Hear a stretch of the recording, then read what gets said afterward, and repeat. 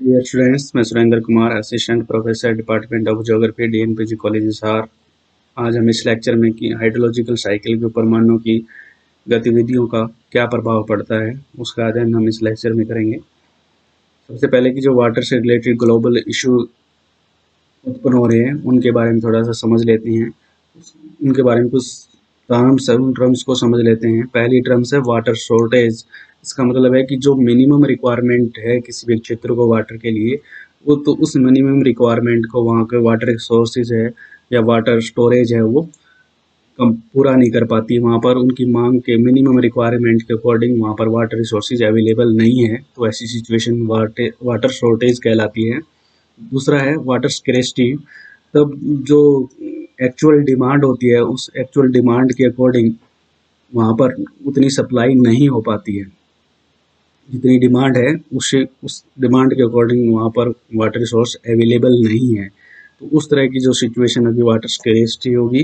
उसके बाद water stress कि जो मानव की गतिविधियाँ बढ़ती जा रही है, जिसकी वजह से जो इंडस्ट्रियल वेस्ट है, डोमेस्टिक वेस्ट है, उन्होंने जो वाटर की क्वालिटी को डिक्लाइन कर दिया है। तो उस जो ये वाटर की क्वालिटी लगातार गिरती जा रही है, वो टर्म्स वाटर स्ट्रेस कहलाती है।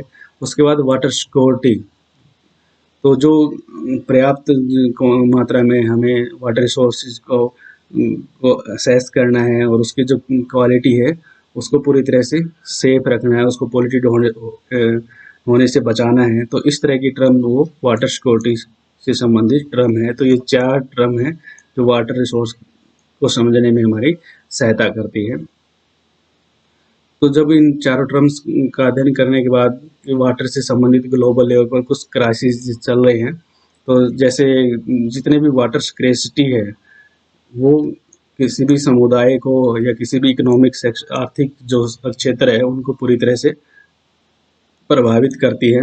और इस वाटर स्क्रेसिटी की वजह से ग्लोबल स्तर पर विभिन्न देशों के बीच में तनाव है और वार युद्ध जैसी स्थिति उत्पन्न हो चुकी है। और इस शताब्दी का जो वाटर है वो एक लिमिटेड रिसोर्स के रूप में पहचाना गया है। सीमित संसाधनों के रूप में वाटर रिसोर्सेज इस शताब्दी का माना गया है। और लगभग 700 मिलियन पीपल, 43 कंट्रीज के जो 700 मिलियन पीपल है वो वाटर स्केरिसिटी से ग्रसित है, क्योंकि जो एक्चुअल डिमांड है उसके अकॉर्डिंग पानी अवेलेबल नहीं है। लगभग 1 बिलियन पीपल है वो उनको पीने के पानी की कमी है। और लगभग 500 मेजर रिवर्स है, लगभग पूरे ग्लोब के ऊपर लगभग उसकी आधी जो नदियां हैं वो पॉल्यूटेड हो चुकी है। और इंडिया का जो 70% लेक्स और रिवर के अंदर जो वाटर है वो पॉल्यूटेड हो चुका है। तो इस तरह जितना भी टोटल अमाउंट ऑफ वाटर जो अर्थ की स्पेस पे जितना टोटल वाटर रिसोर्स अवेलेबल है, वो वाटर रिसोर्स है लगभग 326 मिलियन क्यूबिक माइल्स है। और जैसे जैसे पॉपुलेशन लगातार बढ़ती जा रही है, अर्बनाइजेशन बढ़ता जा रहा है, हाउस होल्ड की संख्या बढ़ती जा रही है, इंडस्ट्रियल यूज़ वाटर का बढ़ता जा रहा है, तो इन बढ़ती हुई मानवीय एक्टिविटीज़ की वजह से जो पानी की मांग है वो भी बढ़ती जा रही है, जिसकी वजह से हमने जो वाटर रिसोर्स है उसको कंजर्वेशन करना बहुत ज़रूरी है, ताकि वाटर से संबंधित क्राइसिस है वो उत्पन्न ना हो। उसके बाद है कि जो हाइड्रोलॉजिकल साइकिल है उसके ऊपर मानवीय गतिविधियों का क्या प्रभाव पड़ता है। हमने पिछले लेक्चर में पढ़ा कि हाइड्रोलॉजिकल साइकिल क्या है। हाइड्रोलॉजिकल साइकिल जो हाइड्रोस्फीयर से वाटर एटमॉस्फेयर में चला जाता है, एटमॉस्फेयर में से ये वापस वर्षा के रूप में धरातल पर आ जाता है, लिथोस्फीयर पे आ जाता है, और लिथोस्फीयर से रन ऑफ के द्वारा वापस हाइड्रोस्फीयर में चला जाता है। फिर ये इवेपोरेट होकर वापस एटमॉस्फेयर में चला जाता है, और सेम ये प्रोसेस लगातार चलती रहती है, जिसको हम वाटर साइकिल कहते हैं। तो मानव की जो संख्या है, जनसंख्या है, लगातार बढ़ती जा रही है, और उसने इतना डेवलपमेंट कर लिया है कि जो अर्बनाइजेशन है वो भी तीव्र गति से हो रहा है, इंडस्ट्रियल डेवलपमेंट भी तेज गति से हो रहा है, जिसकी वजह से जो लैंड यूज बहुत तेज गति से परिवर्तित होता जा रहा है। लैंड कवर है वो कम होता जा रहा है, लैंड यूज है वो बढ़ता जा रहा है, जिसकी वजह से जो वाटर साइकिल है वो प्रभावित हो रहा है। तो उस इम्पैक्ट को हम 5 कैटेगरी के अंदर बांट देते हैं, जैसे changes to the earth surface, changes to the earth climate, atmospheric pollution, withdraw for human use और डैम्स। तो ये 5 चेंजेस है जिसकी वजह से जो हाइड्रोलॉजिकल साइकिल है उसके ऊपर इम्पैक्ट पड़ा है। पहला है changes to the surface of the earth. Change से पहले जो नेचुरल सिस्टम है उसके अंदर पहले उसको देख लेते हैं कि जो नेचुरल सिस्टम है वो वाटर साइकिल कैसे कार्य करता है। जो प्रेसिपिटेशन के रूप में वाटर रिश्यू होता है उसके अंदर वेजिटेशन है वो इंटरसेप्शन का कार्य करती है, प्रेसिपिटेशन के बीच में ऑब्स्टेकल का कार्य करती है, जिसकी वजह से क्या है कि जो वाटर इंटरसेप्शन के रूप में जो पेड़ पौधों की पत्तियों टहनियों पर रुक गया है वो धीरे धीरे नीचे आता है और वो धीरे धीरे फिर इन्फिल्ट्रेशन के रूप में नीचे चला जाता है। और जो इवेपोट्रांसपिरेशन है वो इकोसिस्टम को बनाए रखती है और रिसाइकल वाटर को रिसाइकल करती रहती है और इवेपोट्रांसपिरेशन वाटर को की चक्रीय प्रणाली के अंदर महत्वपूर्ण योगदान देती है। और जो ग्राउंड वाटर रिजर्वायर है वो वाटर को रिलीज करते हैं, वो चाहे झरनों के द्वारा या सीप्स के द्वारा या फिर नदियों के द्वारा, रिवर्स के द्वारा। जो रिचार्ज ग्राउंड वाटर है वो रिलीज होता है आउटपुट के रूप में, वो सरफेस फ्लो के रूप में और ग्राउंड वाटर फ्लो के रूप में ही आउटपुट के रूप में महासागरों की तरफ चलते रहते हैं। तो ये नेचुरल सिस्टम है जो इस तरह से कार्य करता है। लेकिन जो मानव की गतिविधियां हैं उसने इस नेचुरल सिस्टम को इम्बैलेंस कर दिया है। उस जो अर्बनाइजेशन प्रोसेस है वो बढ़ गई है, डिफोरेस्टेशन है और माइनिंग है इत्यादि कुछ उसकी मानवीय गतिविधियां हैं जिसने अर्थ के सरफेस के अंदर काफ़ी बदलाव कर दिया है। अर्बनाइजेशन की वजह से जो कच्चा सरफेस होता है और जो अपर सॉइल होती है उसके ऊपर कंक्रीट बिछा दिया है, बड़े बड़े या कई लेन्स के जो रोड है उनका निर्माण कर दिया है। डिफोरेस्टेशन अर्बनाइजेशन की वजह से काफ़ी सारा जो फॉरेस्टेड एरिया था या रोड बनाने के लिए जो पेड़ पौधे थे उनको काट दिया गया, डिफोरेस्टेशन कर दिया गया, माइनिंग के द्वारा बड़े बड़े एरिया को डिफोरेस्टेशन के अंदर कन्वर्ट कर दिया गया है। तो ये जो प्रोसेस हुई है इससे जो नेचुरल अर्थ सिस्टम है ये प्रभावित हुआ है। और जो अर्बनाइजेशन, डिफोरेस्टेशन और माइनिंग जैसी प्रोसेस मानव द्वारा की गई है तो उसके बाद जो चेंज आया है वो चेंज क्या है, मानव ने जो फॉरेस्ट है उनको कलर कर दिया है और जो ग्रास लैंड थे वो उनके ऊपर ओवर ग्रेजिंग हो गई है, जिसकी वजह से जो प्लांट है नेचुरल सिस्टम में वेजिटेशन वो इंटरसेप्शन का कार्य करती थी, लेकिन जो प्लांट्स है यहाँ पर इंटरसेप्शन नहीं होती है। और जो बिल्ट अप एरिया है किसी भी एक क्षेत्र का वहाँ पर वो पक्का सरफेस हो गया है। पक्का सरफेस होने की वजह से इन्फिल्ट्रेशन नहीं हो पाता है और जो इन्फिल्ट्रेशन नहीं होगा तो जो भी वर्षा के रूप में जल प्राप्त होगा वो रन ऑफ के रूप में बहना स्टार्ट कर देता है।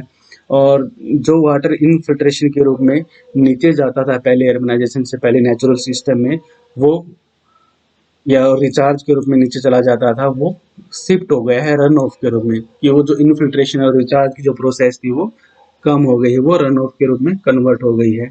इसके इफेक्ट क्या होते हैं, इफेक्ट क्या होंगे कि जो वाटर पहले इनफिल्ट्रेशन और पर्कुलेशन के रूप में रिचार्ज के रूप में नीचे चला जाता था अब वो चीज़ बंद हो गई है, जिसकी वजह से क्या है सडनली रिवर्स और स्ट्रीम्स के पानी के अंदर बहुत ज़्यादा वृद्धि हो जाती है, पानी की मात्रा बढ़ जाती है। जो सरफेस स्टोरेज थी, जो सरफेस के ऊपर जो पानी की स्टोरेज थी वो मॉडिफाई हो गया है, उसको चेंज कर दिया गया है। जैसे लैंड को क्लियर कर दिया गया है, कल्टीवेशन स्टार्ट हो गया है, ड्रेनेज आदि का निर्माण हो गया है। और इस वजह से क्या है कि जो स्ट्रीम के अंदर पानी की मात्रा बढ़ जाती है वो फ्लड का कारण बनते हैं, इरोजन का कारण बनते हैं। और अगर वेजिटेशन कवर चला गया है और जो सरफेस के ऊपर जो वाटर बॉडी थी उनके अंदर पानी की मात्रा कम रहती है क्योंकि फ्लो एकदम से होता है तो जिसकी वजह से स्टोरेज नहीं हो पाती है, तो जिसकी वजह से इवेपोर ट्रांसपोर्टेशन है वो कम होता है और ग्राउंड वाटर रिचार्ज भी कम होता है, जिसकी वजह से बहुत सारे क्षेत्र है वो ड्राई हो जाते हैं, बैरन हो जाते हैं। और जो स्ट्रीम बेड होते हैं वो स्ट्रीम बेड लाइफ लेस हो जाती है, नदियों का जो तलीय क्षेत्र होता है वो सूख जाता है, जिसकी वजह से वो लाइफ है, उस स्ट्रीम बेड के अंदर जो लाइफ होती थी वो डेड हो जाते हैं, लाइफलेस स्ट्रीम बेड हो जाते हैं। और लेस स्ट्रीम फ्लो की जो पेड़ पौधों के द्वारा जो इंटरसेप्शन होता है, वर्षा का जल पेड़ पौधों की पत्तियों और तनों द्वारा जो रुक जाता है, टहनियों द्वारा रुक जाता है, वो वापस नीचे गिरना स्टार्ट हो जाता है, तो उनको स्ट्रीम फ्लो या एरियल स्ट्रीम कहा जाता है। तो वो उसकी मात्रा कम हो जाती है, एयर स्ट्रीम की मात्रा कम हो जाती है, तो इनफिल्ट्रेशन की मात्रा भी फिर कम रहती है, क्योंकि इंटरसेप्शन नहीं होता है, तो डायरेक्ट वर्षा का जल है वो सरफेस पर पहुंच जाता है, और सरफेस पर पहुंचते ही वो रन ऑफ के रूप में बहना स्टार्ट कर देता है। तो ये अर्थ सरफेस चेंज होने की वजह से डिफोरेस्टेशन, अर्बनाइजेशन, माइनिंग इत्यादि की वजह से जो फॉरेस्ट, जो अर्थ सरफेस चेंज आता है, उसके इफेक्ट क्या रहे हाइड्रोलॉजिकल साइकिल के अंदर, जो रन ऑफ है उसको बढ़ा देता है, इनफिल्ट्रेशन है उसकी मात्रा कम हो जाती है, इवेपोरेशन प्रोसेस है वो भी कम हो जाती है। सेकंड इम्पैक्ट है क्लाइमेट चेंज की। मानवीय गतिविधियों की वजह से जो पृथ्वी है लगातार गर्म होती जा रही है, ग्रीन हाउस गैसेज है उनकी मात्रा बढ़ती जा रही है, जिसने वाटर साइकिल को पूरी तरह से चेंज कर दिया है। ये अगर ग्लोबल वार्मिंग बढ़ती जा रही है, ग्रीन हाउसेज गैसेज बढ़ती जा रही है, तो जो इवेपोरेशन है, इवेपोरेशन जहाँ पर गर्म जलवायु पाई जाती है वहाँ पर इवेपोरेशन बढ़ता जा रहा है, और जहाँ पर एटमॉस्फेयर वेटर होगा वहाँ पर मोर और हैवियर प्रेसिपिटेशन होती चली जाएगी, और जो वहाँ पर बाढ़ आने की संभावना होती है, ज़्यादा किसी एरिया के अंदर बाढ़ है वो ज़्यादा आएगी, और एकदम से जो बाढ़ का फ्लो होगा, वेजिटेशन कवर नहीं, डिफोरेस्टेशन है, तो वहाँ पर फ्लड आएंगी, ज़्यादा फ्लड आएगी, और कुछ एरिया ऐसे होंगे जहाँ पर ड्रॉट्स, सूखा भी आएगा। लेकिन कुछ ऐसे एरिया भी हैं जहाँ पानी से संबंधित वाटर स्ट्रेस्ड है, उनकी जो क्वालिटी है वो लोअर होती जा रही है, जैसे ईस्ट अफ्रीका के अंदर। और जो ग्लोबल वार्मिंग की वजह से जो वाटर साइकिल है उसकी स्पीड बढ़ गई है, अगर लगातार जो क्लाइमेट है वो गर्म होती जा रही है, इवेपोरेशन की मात्रा है वो बढ़ती जा रही है, प्रेसिपिटेशन भी उसी मात्रा में होती जा रही, तो लगातार ये जो ग्लोबल वार्मिंग की वजह से जो साइकिल है वाटर साइकिल, इसकी स्पीड बढ़ गई है, जिन्हें precipitation, evapotranspiration, ground water recharge, run of और स्नो मेल्ट प्रोसेस को इफेक्ट किया है। क्लाइमेट चेंज की वजह से जो हॉटर क्लाइमेट है, प्रेसिपिटेशन, इवेपोरेशन ज़्यादा होगा, इवेपोरेशन ज़्यादा प्रेसिपिटेशन ज़्यादा होगा, ट्रांसपेरेशन भी ज़्यादा होगा, ग्राउंड वाटर रिचार्ज के अंदर चेंज होगा, रन ऑफ ज़्यादा होगा, और गर्म जलवायु के कारण जो ग्लेशियर है वो पिघलना स्टार्ट कर देंगे, जिससे स्ट्रीम फ्लो है उसके अंदर भी जल की मात्रा है वो बढ़ जाती है और फ्लड्स का कारण बनती है। उसके बाद है एटमॉस्फेरिक पोल्यूशन। जो एरोसोल पार्टिकल्स हैं, एरोसोल पार्टिकल्स का जो एक्मुलेशन है एटमॉस्फेयर के अंदर, वो उनकी संख्या बढ़ती जा रही है, जो वेपर को कंडेंस होने के में सहायता करते हैं, जिससे क्लाउड फॉर्म होते हैं। तो जो एरोसोल की संख्या है वो कंडेंसेशन के अंदर या कंडेंसेशन की मात्रा को बढ़ा देते हैं, जिससे प्रेसिपिटेशन हैवीली प्राप्त होती है, जिससे फ्लड की संभावना बनती है। फिर जो एंथ्रोपोजेनिक एक्टिविटी से जो सल्फेट है, कार्बन है, डस्ट पार्टिकल है, उन्होंने भी एटमॉस्फेरिक पोल्यूशन को बढ़ा दिया है। ब्राउनिश हेज, इंडस्ट्रियल एरिया या ट्रॉपिकल बर्निंग डस्ट स्टॉर्म जैसी जो सिचुएशन है इंडस्ट्रियल एरिया के आसपास वो अक्कर हो जाती है, जिसकी वजह से सोलर रेडिएशन है वो कम हो जाता है, जिसकी वजह से जो इवेपोरेशन है वो प्रोसेस प्रभावित होती है। उसके बाद है डैम की, जहाँ पर प्रेसिपिटेशन ज़्यादा हो रही है तो हम उस प्रेसिपिटेशन के जल को ऐसी साइट्स पर रोकते हैं जहाँ पर डैम क्रिएट कर सकें, उसे हाइड्रो इलेक्ट्रिसिटी पावर जनरेट कर सकें। मनुष्य की जो एक्टिविटी है, डेवलपमेंट की एक्टिविटी है, वो डैम बनाकर हाइड्रो इलेक्ट्रिसिटी जनरेट कर रहे हैं, जिसकी वजह से क्या है, जो वैल्यूएबल फ्रेश वाटर हैबिटेट्स थे वो गुम होते जा रहे हैं। जो वाटरफॉल है, रैपिड है, फिश रन्स है, ये चीज़ें गुम होती जा रही है, ख़त्म होती जा रही है। और जो डेल्टा के अंदर जल पहुंचता था उसकी मात्रा कम हो गई है डैम की वजह से। और जो जहाँ पर डैम बनाया है उसके नीचे जो वाटर वेज होते थे उनके अंदर जो पानी की मात्रा है वो कम होती जा रही है। मछलियाँ और दूसरे जो जलीय जीव जंतु है वो डायरेक्टली डैम की वजह से इम्पैक्ट हो रहे हैं, उनकी लाइफ है वो इम्पैक्टेड होती जा रही है। और जो वाइल्ड लाइफ है वो भी डैम की वजह से इफेक्ट होते हैं, पूरी तरह से वो इफेक्ट होते हैं, फूड चेन्स प्रभावित होती है। और जो वेटलैंड क्षेत्र है वो डैम बनाने की वजह से वाटर जो पानी की मात्रा नीचे नहीं पहुंच पाती और वो ड्राई एरिया हो जाते हैं। और जो जीव जंतु पानी में रहने वाले जीव जंतु उन वेटलैंड्स के अंदर वो मर जाती हैं। तो ये डैम की वजह से वाटर साइकिल के ऊपर प्रभाव पड़ता है, जिसकी वजह से जो वो डैम बना दिया है, डैम बनाने की वजह से जो वाटरवेज है उनके अंदर रन ऑफ की मात्रा वो कम हो जाती है। और जो डैम के अंदर पानी इकट्ठा हुआ है तो उसकी वजह से जो इवेपोट्रांसपिरेशन है उसकी मात्रा बढ़ जाती है, रन ऑफ कम हो जाता है। और उस रन ऑफ कम होने की वजह से कुछ क्षेत्र ऐसे होते हैं जहाँ पर पानी नहीं पहुँच पाता है, वेटलैंड एरिया है वो भी ड्राई हो जाता है, तो ड्रॉट की सिचुएशन भी किसी एरिया के अंदर पैदा हो सकती है। इन्फिल्ट्रेशन भी कम होता है फिर, और ग्राउंड वाटर स्टोरेज है वो भी प्रभावित होती है। उसके बाद विड्रॉल्स ऑफ ह्यूमन यूज, ये जो ग्राउंड वाटर स्टोरेज है उससे उनमें से जो वाटर को मानव द्वारा अपने डोमेस्टिक पर्पज के लिए, इरिगेशन पर्पज के लिए, इंडस्ट्रियल पर्पज के लिए बहुत बड़ी मात्रा के अंदर ग्राउंड वाटर का एक्सप्लॉयटेशन किया जा रहा है। उस एक्सप्लॉयटेशन से जो ग्राउंड वाटर स्टोरेज है वो प्रभावित होती जा रही है। जो वेडो जोन है उसकी जो रेंज है वो बढ़ती जा रही है। तो जो विड्रॉल हो रहा है ग्राउंड वाटर का उसकी वजह से जो इनपुट हो रहा है वो इनपुट इन्फिल्ट्रेशन या परकोलेशन के रूप में ग्राउंड वाटर के रूप में ही स्टोर हो रहा है, जिसकी वजह से जो रन ऑफ है वो प्रभावित होता है। तो ये इफेक्ट थे जो वाटर साइकिल को प्रभावित करते हैं। इसके अलावा कुछ और अदर्स इम्पैक्ट भी है जो वाटर साइकिल की प्रोसेस को प्रभावित करते हैं, जैसे यूट्रोफिकेशन है। यह एक ऐसी प्रोसेस होती है जो किसी भी वाटर बॉडीज के अंदर जो एक्सेस न्यूट्रेंट हो जाते हैं, और एक्सेस न्यूट्रेंट होने की वजह से जो पानी है, पानी के ऊपर एलगी का निर्माण हो जाता है। उस एलगी के निर्माण की वजह से जो ऑक्सीजन की कमी हो जाती है, जिसकी वजह से जो जीव जंतु है, हैबिटेट है, उनकी मात्रा है वो कम होती चली जाती हैं। और जैसे ये एलगी का निर्माण हो जाता है तो वहाँ पर इवेपोरेशन भी कम होता है।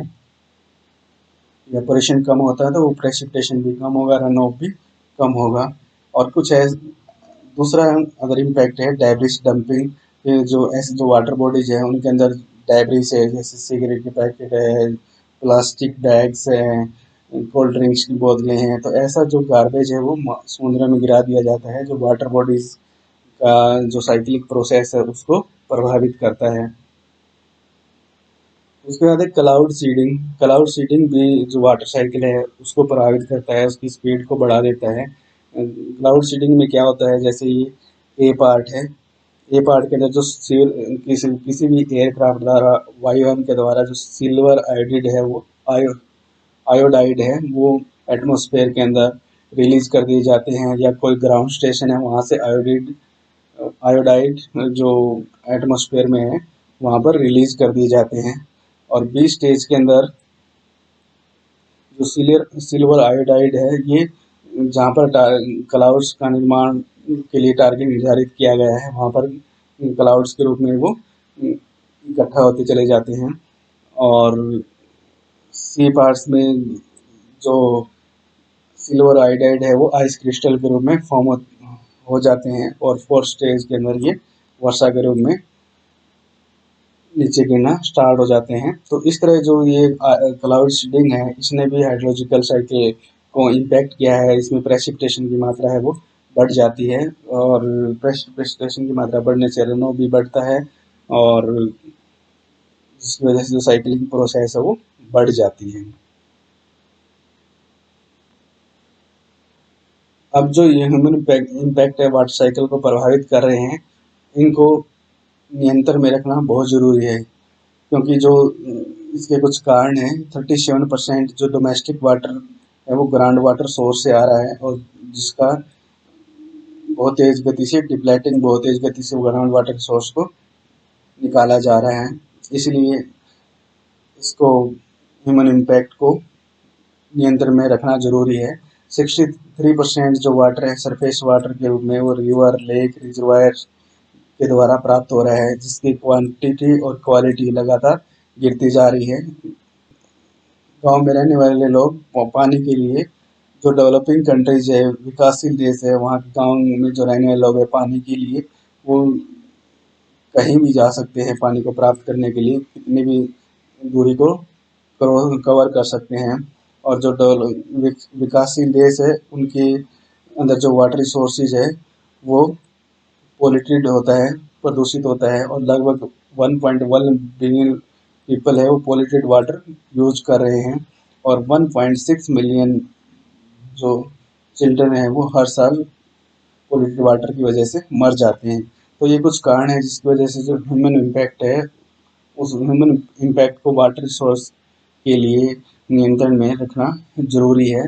तो इसको हम कैसे इसका सोल्यूशन निकाल सकते हैं? इसके सोल्यूशन क्या हो सकते हैं कि हम ज़्यादा से ज़्यादा पेड़ पौधे लगाएं, ग्रीन हाउस गैसों का उत्सर्जन है वो कम करें, वर्षा के जल को बचा कर रखें, रेन वाटर हार्वेस्टिंग के रूप में उसको स्टोर करके रखें, और जितना भी वेस्ट वाटर है उसको मैनेज करें और उस वाटर को ट्रीटमेंट करें।